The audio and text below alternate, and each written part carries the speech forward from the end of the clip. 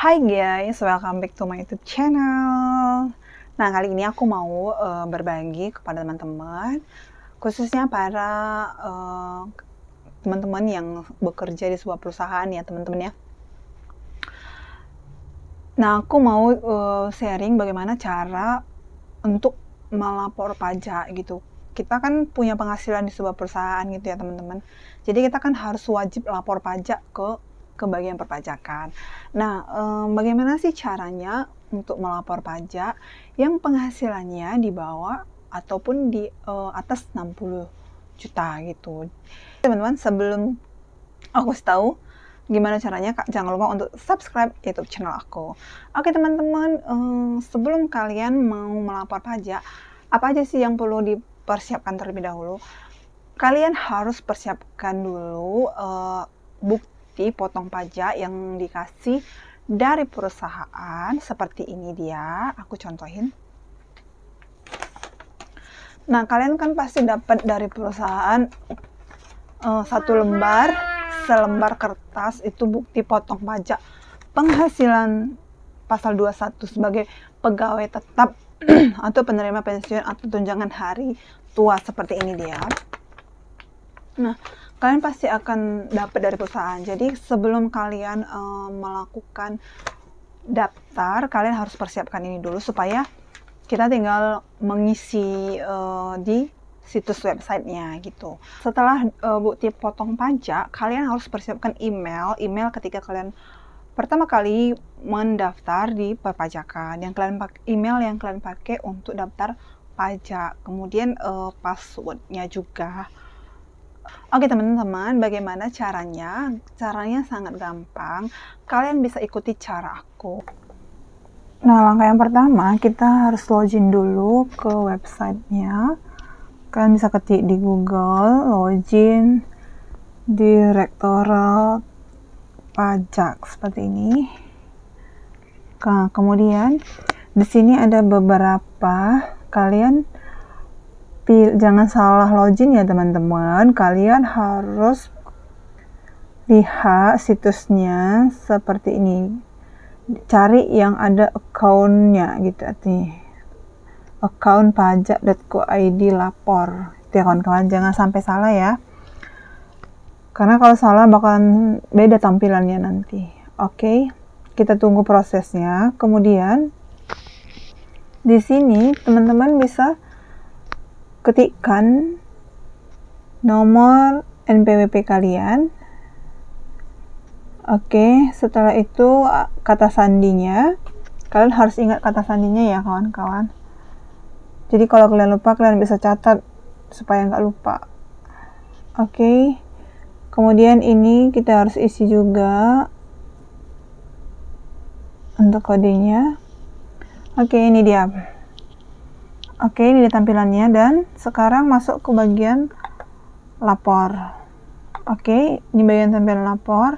Kalian pilih e-filing. Kita akan mengisi langsung dari situs websitenya. Maka kita pilih e-filing.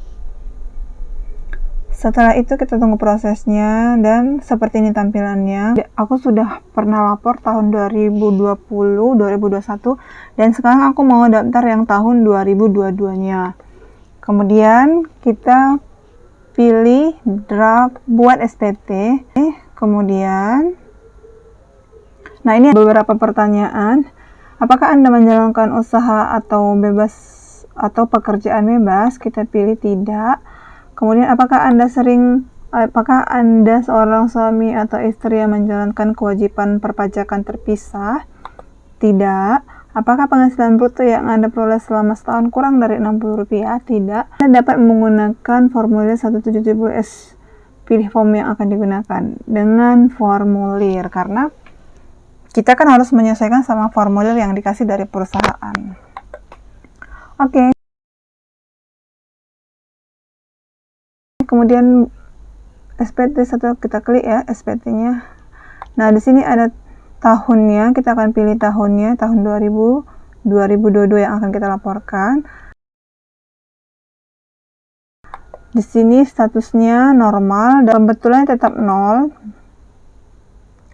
Oke, kemudian kita selanjutnya ada info, kalian bisa baca terlebih dahulu apa isinya, kalian bisa baca. Dan di bawah ini ada pertanyaan, apakah Anda akan menggunakan data tersebut untuk pengisian SPT? Teman-teman bisa memilih ya. Oke, kemudian nah sekarang masuk ke tahap lampiran kedua, yaitu ada di sini penghasilan yang dikenakan PPh final. Kemudian kita akan pilih ke lanjut daftar harta. Oke. Kalau teman-teman punya harta seperti sepeda motor, mobil, ataupun uang tabungan banyak di ATM gitu kan, siapa tahu ya teman-teman punya banyak uang, kalian bisa mendaftarkan harta kekayaan kalian di situs ini juga gitu. Jadi sebelumnya aku belum pernah daftar, jadi aku mau daftar karena aku punya sepeda motor, aku mau daftarkan ke pajak. Kalau ke tahun sebelumnya kalian sudah pernah lapor harta yang kalian punya, kalian bisa langsung aja ambil dari daftar selanjutnya. Tetapi kalau misalnya tidak, dari harta SPT tahun lalu, itu boleh kalian tinggal klik. Tapi kalau misalnya kalian mau tambah atau memang mau daftar baru, kalian harus klik tambah. Kemudian kita bisa isi di sini. Nah, jenis kode hartanya. Nah, kalau misalnya ada mobil, kalau sepeda motor. Di sini aku ada sepeda motor, jadi aku pilih sepeda motor. Kemudian nama hartanya kita bisa ketikkan sepeda motor gitu. Kemudian ada tahun pengesahan. Nah, tahun berapa kendaraan kita itu begitu kita beli. Kemudian di sini ada harganya, yaitu ya kisaran aja, karena mungkin kalau udah lama nggak ingat lagi ya. Jadi aku buat kisaran aja. Aku buat kisaran harganya ini mungkin ya kurang lebih ya sekitar segini lah teman-teman. Oke. Kemudian di sini ada keterangannya. Kita akan ketik aja sepeda motor, kita simpan. Nah, baru ke selanjutnya. Oke. Kita tunggu prosesnya. Nah, di sini dia ada lampiran lagi ya. Kita klik aja nih, lanjut ke bagian B.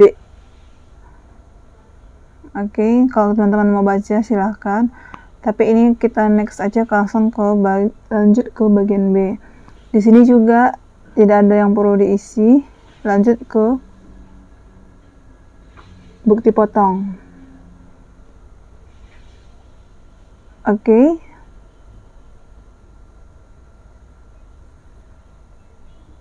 Nah, ini dia masuk ke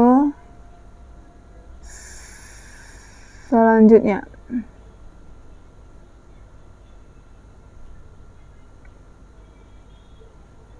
Oke.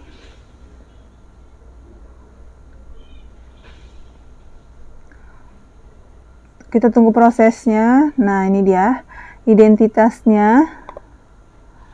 Nah, jika teman-teman pilih sesuai dengan identitas kalian masing-masing, lanjut ke A.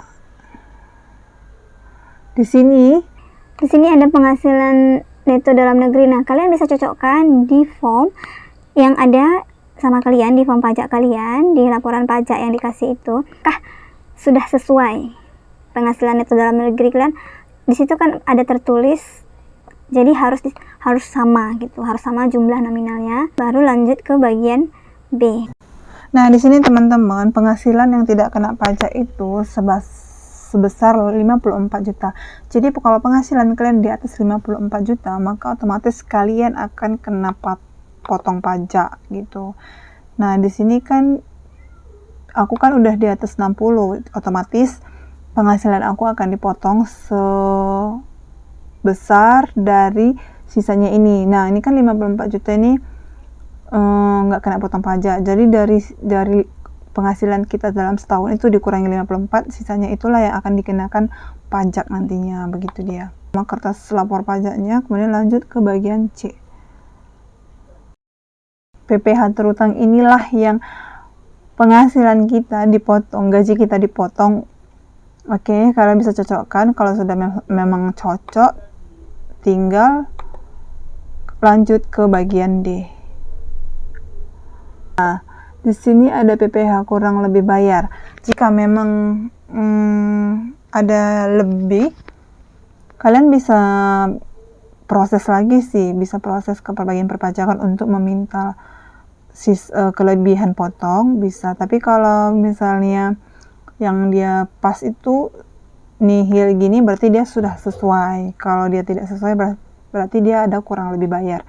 Di sini aku udah pas, kemudian aku lanjut ke bagian F.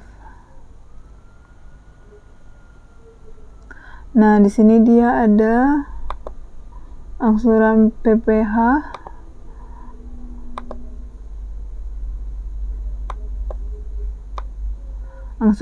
pasal 25 tahun pajak berikut. Ini oke, tidak ada. Kalian tinggal centang setuju.